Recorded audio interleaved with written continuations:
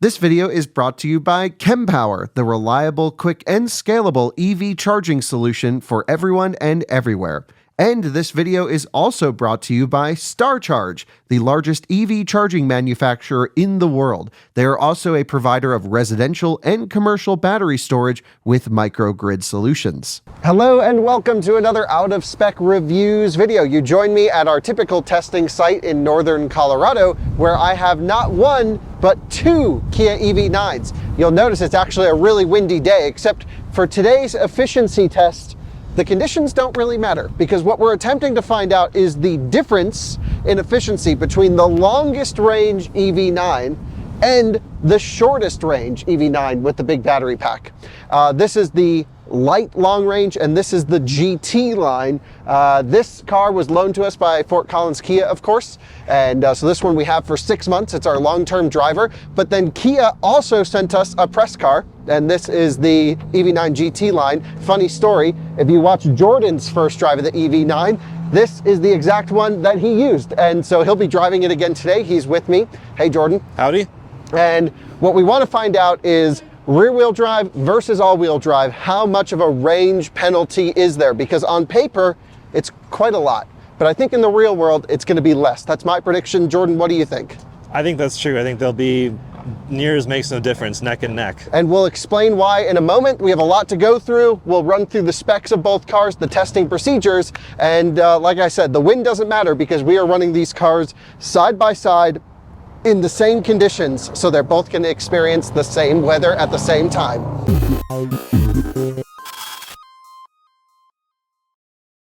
A huge thanks to Climate Exchange for sponsoring this Out of Spec video. Climate Exchange is doing something really cool. They are giving you $112,000 if you win towards an electric car of your choosing. Oftentimes when we do raffles, there's a vehicle already selected, but in this case, you can choose a Rivian, you can choose a Model X Plaid, you can choose an S Plaid, you can choose an e-tron, you can choose whatever you want. They're giving you $112,000 plus taxes and fees plus home charging installation, all in that prize, which is pretty amazing. There's also some cash prizes as well. Climate Exchange has done this for 8 times in a row now, and they have some amazing prizes every time. Climate Exchange is a non-profit organization working to help pass laws to fight climate change. It's a fantastic one. All you have to do is go to carbonraffle.org to purchase a ticket and enter for your chance to win. Thanks to Climate Exchange for sponsoring this Out of Spec video. Go. So we have done a lot with Kia EV9. The reason being, this is such an important car for the US market. It's currently the largest 3-row electric SUV on sale, and while it's expensive for a Kia, it's actually quite a reasonable value considering how much quality and I would say stuff in terms of technology you get in the vehicle, even in the base trim.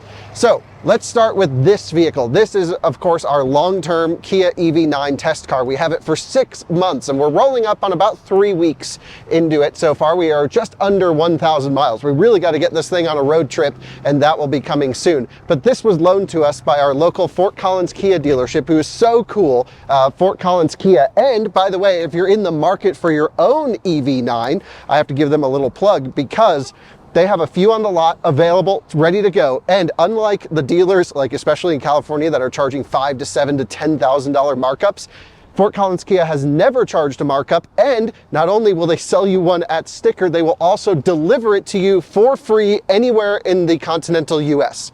So if you live in Alabama, if you live in New York, if you live in California, Fort Collins Kia will ship you one at no cost to you. So why buy it at any other dealer? Support the people who support Out of Spec. So I can't say thank you enough to those guys for letting us have the long range version. So Jordan, tell me, how much range does this one have? We're on these really ugly, is ugly the right word? Yeah, you don't like them. They're probably my least favorite wheel on the Kia EV9, but this is the long range with 304 miles as EPA tested. It's actually fluctuated 303, 304, 305, depending on what material you read. Yeah, they don't seem to know how much range. Even Kia representatives got them mixed up. Yeah. But officially right now, 304. Okay, so 304 miles of all electric EPA range. We're not sure if that's the 2-cycle or the 5-cycle. Right? Yeah, we're not positive. And sometimes automakers run some cars in one and others in others, but ultimately this is 304 and that's 270. 270. Now, I do see that this one has the roof rails, which are going to impact it negligibly because again, you're going forward through the air. but that is one thing. And of course, we're on larger, much nicer looking wheels, which are the 21-inch wheels, but it's also all-wheel drive. Yes. That's rear-wheel drive. However, you're going to be running this in eco mode today. Yep. Which is how you would road trip one.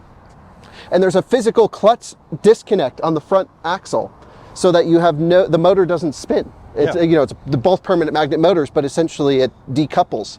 So they're both using, I think, the same rear motor. Yeah. And you have maybe a couple 100 pounds of weight for a front motor up here, something like that. Yeah, just a bit. So I don't think They're close. It's like you have an extra passenger, which on, you know, I mentioned this in the Model X trip, but it's like a 3-mile difference on a full charge. Yeah. So what we're gonna do is we have both vehicles preconditioned at the exact same battery pack temperature. We've set them to stop charging at 60% state of charge, so they're gonna click off at the same point. The reason we want that is we don't want one at 20%, one at 80%, because you have battery pack voltage differences. They're gonna be set the same. The temperatures will be the same. The climate control settings will be the same, and we are gonna drive the same. And so this is really fascinating. When we do our full range tests with, by the way, we have done full range tests on both of these models at 70. Do you know what they got? I got 286 in the long range one. I think you got like 260 something in that one. Yeah, 260 something. And it wasn't in this exact one. That was another one Kia Fort Collins lent to us. Yep. And we did those both on fresh cars. So these are now broken in. Yeah. So anyway, I'm really, really excited to see the differences here. What's the cost difference between these? This is 60 grand. Yes, and that one is 76,000. That's 76. Okay. They're about 16 grand difference. That just has, you know, the fancy reclining seats. Yeah, let's show everyone really quick while we're here. We already have a full EV9 trim comparison on our out of spec guide channel, right? Jordan, you were there for that, I think. So we had GT line compared to Land, compared to, I guess, Wind, compared to the base, like everything. And this is the maxed out version, which Isn't it gives this 80 you grand? Are you sure it's 70 almost something? 76, maybe 78. I feel like the one I tested from Kia Fort Collins was 80.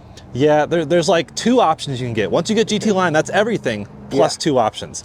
But this is the really nice interior, the 2-tone seating and everything. Yeah. Really feels solid. And it's so funny that I'm reunited with this. There were 15 identical spec EV9s on the press trip, and I got the one that I got out there. So yeah, that's right. They sent the one you drove to Colorado, which is great. awesome. There is a difference rear-wheel drive to all-wheel drive, and you may have covered this in the guide video, by the way. And by the way, both cars use the same 99.8 kilowatt-hour usable battery pack. I keep forgetting that we have an actual button to open the front trunks. And the cars are great in general. If you're curious about our reviews, check them out. We've done all that. This has a tiny front trunk, but I think I can from my phone, because you know this is our car. I can use the Kia app because I don't even have the key for this car. I've just been using my phone. I left the key in there somewhere. Oh, okay. There we go. This has a deeper front trunk, Jordan. Twice the size, actually more than twice the size. Look at that. Which is pretty usable. You could throw a carry-on in there. Yeah. So because no front motor, bigger front trunk. We see that in some cars, but So yeah, there's a weight it's nice. difference between them. So things that are going to lead to efficiency difference. This is going to weigh less, doesn't have the glass roof, doesn't have the powered crazy rear seats like yours has. There's just less content in this vehicle. Yep. But I still have all the same driver assistance, does automatic lane changes just like that one, has the same navigation system, a little bit less sound system, but it's still not bad in this one. They're both really good. Honestly, I think a lot of people are going to skip over this and say, I'm already spending 60 grand, what's another 10 or 15 for a nice one? And that is a nicer car. Yeah. But this, I think this is kind of the secret sauce here. It's so good for what it is, and if you don't need the big battery, I mean, it's crazy you can get one for 55. Right, if you get the small battery. Intentionally starts right where Telluride tops out. But I think you need the big battery. Yeah. I think, you know, the small battery actually charges faster than these because this is a lower voltage pack. We've covered this extensively, but we'll have charging tests coming soon. I keep promising them, but I have them. I just lost the footage. It's somewhere. I can always redo it, of course. I think the big battery is important because they're not efficient. Yeah. That's one thing I've learned is that car has a heat pump. This one doesn't. Yep. That can make a difference today as well. And this in the cold, it's like pretty bad efficiency. This just completed at 60%. I heard the contactors go. So this should be close. So we should be close on this one. We tried to time them. Yep, 59% on Nice. this one. So we'll let them both complete.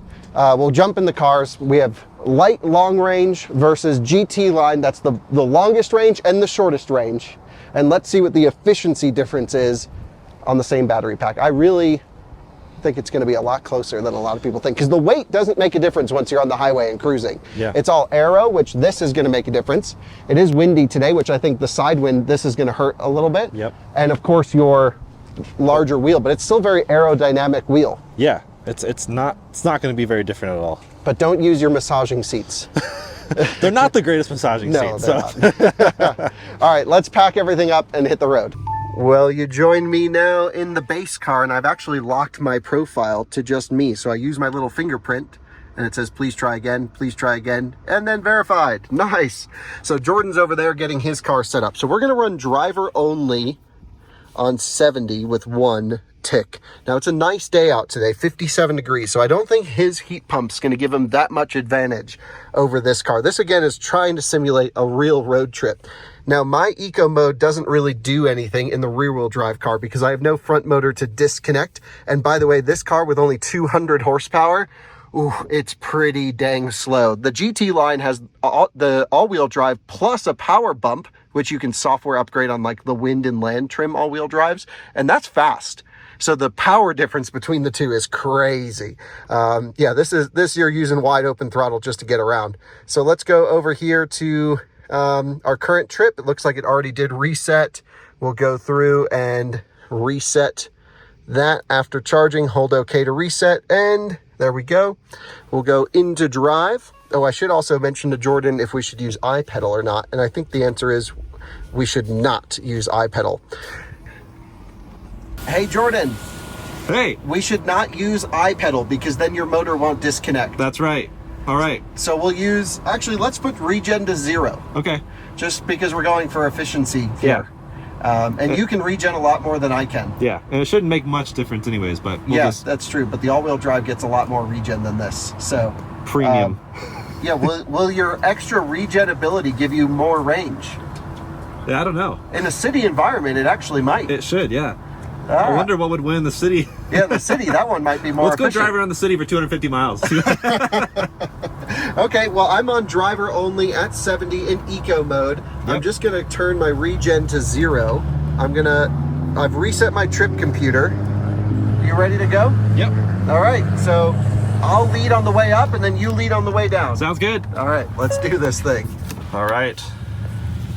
Windows up. I have regen set to 0. That's going to be really weird driving an electric car with complete coasting. No regen. Look at those bikes. Looks good. And we're off. We're going to see what the efficiency differences are. I am so fascinated by this. I love driving these tests with vehicles side by side because then you can really, truly know. We try to run most all of our cars on these loops just because it is relatively similar. We have the same elevation, hills, etc. But having days like today where the weather is slightly windy, stuff's happening, we can at least tell exactly the difference between the cars because same identical conditions and everything. Jordan's just rounding the corner in his very nice looking GT line. I have to say the styling difference between the blue GT line and the very basic black light trim is night and day, totally night and day. His car looks so much more interesting than mine does. And he's also got extra lights in the bumper and just some cool things going on with that car. So what we're going to do is jump on the highway, set everything at 70 miles an hour. We'll leave enough of a gap so there's no aero advantage, but just in case, we'll switch positions on the way back. We do this a lot with different trims and cars and wheels and tires whenever we can. And I'm really glad we're able to shoot this video because there's such a huge EV9 fan base that's growing. And we want to do everything we can to support the enthusiasm for the models that you guys are interested in buying. So let's do it. By the way, I should mention, even though we put regen to 0, it is a blended brake pedal. So you can see we're actually charging as we slow down still. I believe Ioniq 5, actually, when you do put regen to 0, it doesn't regen at all. But here in the EV9s, they do. So we still are getting recuperation when needed, but then also coasting, which is the most efficient form of travel. And we are easing onto the highway, trying to use minimal braking there, just going for maximum efficiency. And we're going to ease ourselves up to speed. Jordan probably thinks I'm accelerating gently onto the highway, but I'm actually at wide open throttle. That's how slow this car... No, I'm just joking. But sometimes you do feel like you need full wide open throttle just to merge. I also don't have the cool little blind spot indication in this one like Jordan's has, just some tech differences. But what I do get nicely is the full highway drive assist suite. So I can lock us at 70 miles per hour right there indicated. I've got active auto steering going, and we're going to put the distance to the closest. And I think we actually are going to be stuck in a little bit of traffic. But again, as long as he and I go through the same conditions, we will be okay for this comparison. So as per usual with our Kia EV9s, 70 indicated is actually 70 GPS verified. So we are matching each other's speed. Kyle is up there just far enough to where there should be no actual draft advantage or disadvantage in this case. But regardless, we're still going to switch places when we do loop around. And HDA is enabled. This driver assistance is so good. And actually one thing I really love about this car, by the way, we're going to do a whole video on the things we like and dislike about the EV9. One thing I will mention right now is the ability to separate lane centering from the actual cruise control. It's fantastic. I really like being able to drive around town or country roads, just things where you may not think of using cruise control, like actual speed monitoring. It just still keeps it centered in the lane, which is so great. It's a capacitive wheel. This system is done really well with the Hyundai Genesis Kia products. The Koreans seem to get it right.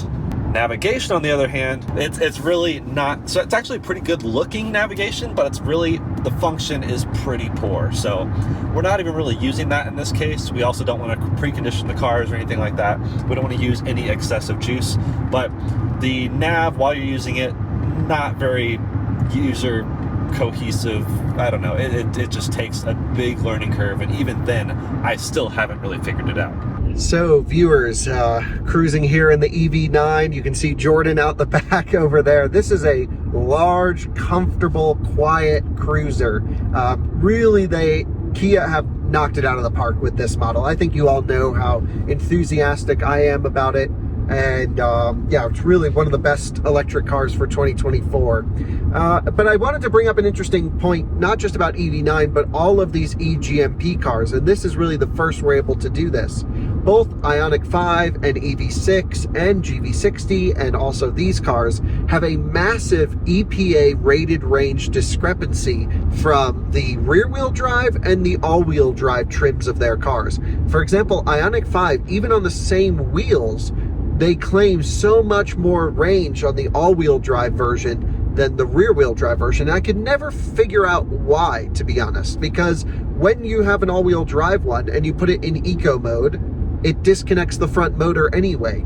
So this is really the first time we're able to run these cars back to back. Now, of course, we're on a more aero tire on this car and other things. So this is about the biggest extreme difference we'll see between them. But I've never figured out why the Hyundai Kia Genesis cars get such a huge range difference from rear to all-wheel drive, even though they have the clutch disconnect. Has never made sense to me. I've asked Hyundai engineers about it. They were like, well, I don't know. And I think actually for models like the Ioniq 6, maybe they run the 5-cycle on the rear-wheel drive cars and the 2-cycle on the all-wheel drive cars. It's just a rumor that I've heard. I have to confirm that, and I can, of course, pull up the EPA documents to confirm. But it's possible there's some manipulation going on from a marketing and sales perspective to make the rear-wheel drive cars look like they go not necessarily farther, but it looked like the gap is bigger than what it actually is if you run them side by side in real world. And that's exactly what we are attempting to find out, at least on the EV9 models today. So very, very much excited to see the results here. But of course, there's other factors at play. You know, we're not running same wheel and tire, same spec. He has air suspension, heat pump, all those other things. I've got, you know, of course, a lot less equipment in this vehicle. So there still should be an efficiency gap, and this should be more efficient, is my guess. Not sure what's happening. Oh, huge turbine blades. It's amazing. I wonder how long it takes to offset the carbon emissions of building a turbine before the turbine, you know, is being carried across the country. Anyways, it seems like Kyle and I are tied, and we're just staying tied, both 2 miles per kilowatt hour now. It seems our speedometers seem to both be tested as 70 miles an hour according to the GPS, but I'm having to jump mine to 71 every so often because I think this one is like a few tenths faster. So we're trying to make them just about neck and neck just to keep the test extremely even. So that's interesting. That could be a wheel and tire circumference situation. I mean, it's hard to say, but enjoying my time in the EV9. This is a very comfortable ride. I believe I have rear air suspension, whereas Kyle's springs all the way around. Although even with springs, that one does ride really well up there. As far as features that Kyle does not have that I have, you know, we talked about that $16,000 to $18,000 price disparity. I do have a nice heads-up display. It works very well. I really like having that. Although I have this nice screen in front of me and the screen over here. There's a lot of screens happening in this car. The Meridian sound system is very good, not very present and strong in the deep bass, but you know, semi-low bass, or I guess like mid-bass sounds really solid, and very clear highs, very well-sorted sound system, but not class leading by any way, but it's really good. Although I will say the base model stereo is actually really quite good in that one too. It holds its own, as they say. Other features that are different, not a ton. I mean, I have a slightly different cup holder situation with these fun, like, I guess how do they, oh, that locks in and then you press it and it spins out. That's kind of cool. Kind of a gimmick. I don't know why that car doesn't have it and this does. I don't feel like that should be a huge feature differentiator. Digital rearview mirror is nice. I do have the cameras, you know, if I do signal, which I'm not currently because we're not past anyone, but if I signal, a camera pops up to the left or right showing the blind spots. That's because I have cameras on the sides of the car, which also stitch together a really solid 360 surround sound, or surround view, which his does not have. So there's a few differences, but honestly, not a whole lot. We are getting hammered with the wind, and here's the sign that basically says you can't, you're gonna get pummeled by the wind. But thankfully both vehicles are going through the exact same wind, so it is a very fair comparison here. And I'm at about 2 miles per kilowatt hour, and I called Jordan and his is indicating the same. And we're actually about to pass the best sign in all of Wyoming, which makes no sense to me, but it's this one right over here. And it says, if conducting automated driving system testing, stop at the port of entry. I want to know, like, if we just like pretend to do a hog back on here, I'll be like, yeah, I'm just testing highway drive assist. I don't think that's in the spirit of what they're asking for, but who does automated driver testing in Wyoming? What the heck? We have reached exit 7, and wow, the wind is ripping. Look at the freaking signs over here, absolutely sending it. We're gonna pop over here into the right lane, automatic lane change by highway drive assist. We're up to 2.1 miles per kilowatt hour, and as we always do, as we just get right under the sign here, I'm gonna kick it off and regen. So here are my brake lights. Jordan should do the same thing, and we'll just do a gentle charge. You can see we are regenning the battery pack. Actually, I have this programmed to the hotkey, and you can see we're doing 57 kilowatts of regen, 60 kilowatts of regen. Love that. This is also one of those cool intersections that we can just kind of make a continuous left turn, and we don't have to like cross anything, so we can just breeze on through, which is great. At the turnaround point, I am 2.1 miles per kilowatt hour. We have burned 13% of the battery. This is a nice diverging diamond, which means we don't actually have to come to a full stop typically. So that's great. And just doing a quick flipperoo onto the highway. Jordan's coming off there. We're gonna let him lead, although there was no aero advantage. He had quite a big gap between us. So what I'll do is I'm just gonna pull over here to the right, and he should fly by us. There he goes, a little inception for you guys. There Kyle goes. And we will merge up behind Jordan and yeah, get up to 70 miles an hour, keep the gap similar, be ready to rock and roll on the way down.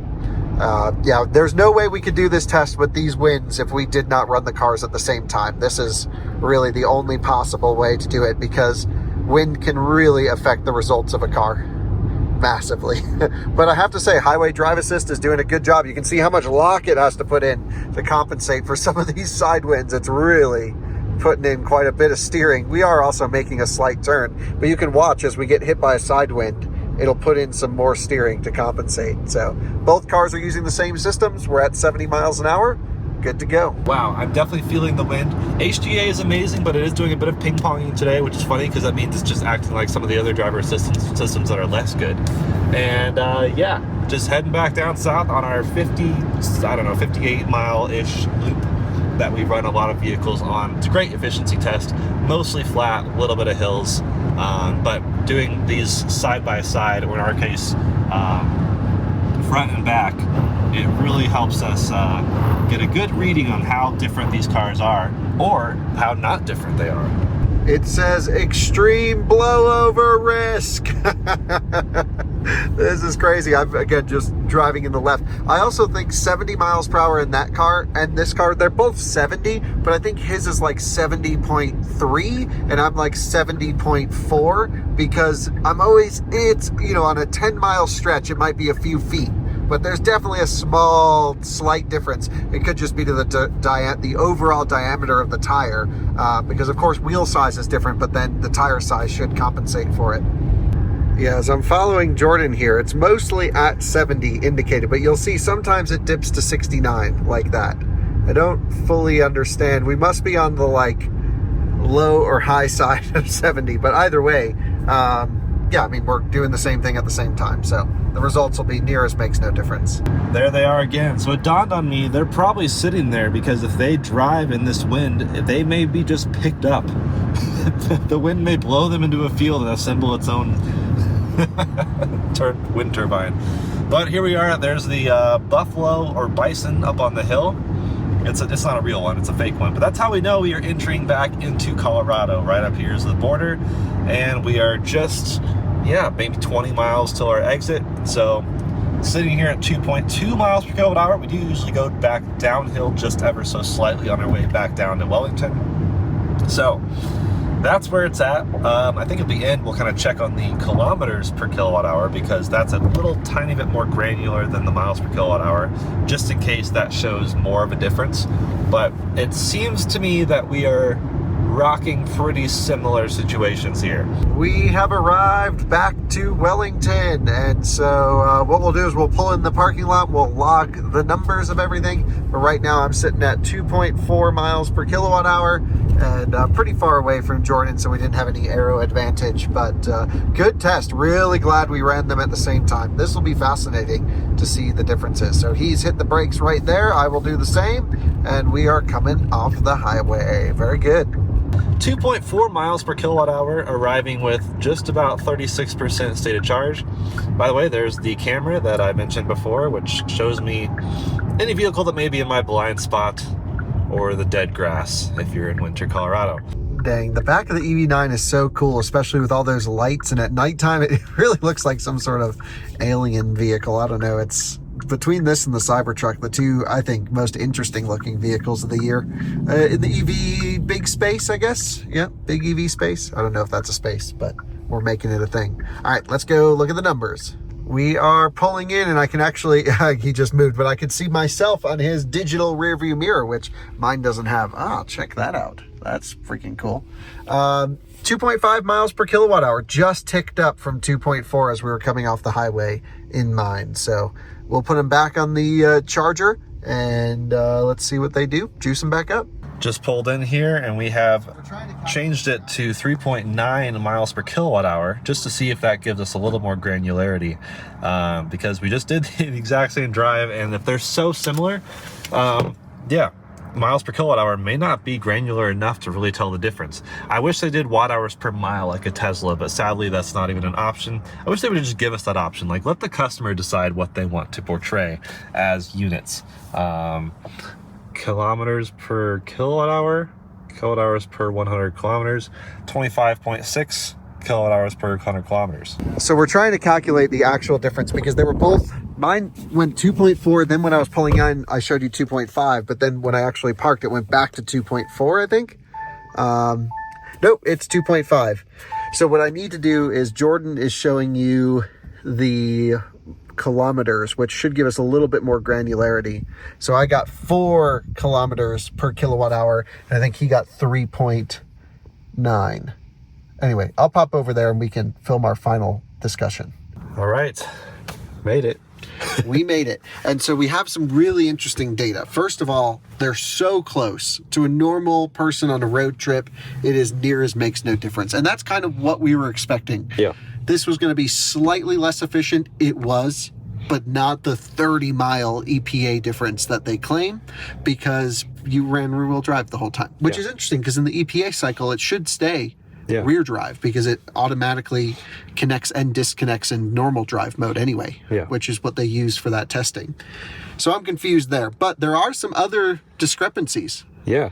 There is a mileage discrepancy between the vehicles, which is, mine said I went 92.6 kilometers. Yours says 93.5 if you look right there. So just under a kilometer difference. Right. So yours actually is showing, because it thinks you went just slightly farther than I did, you're going to be slightly more efficient because it knows the amount of energy that it used. Yeah. So it's probably, I got 25.3 or 253 watt hour per kilometer, and Jordan can put the watt hour per mile in conversions, and yours says 256 watt hour per kilometer. Yep.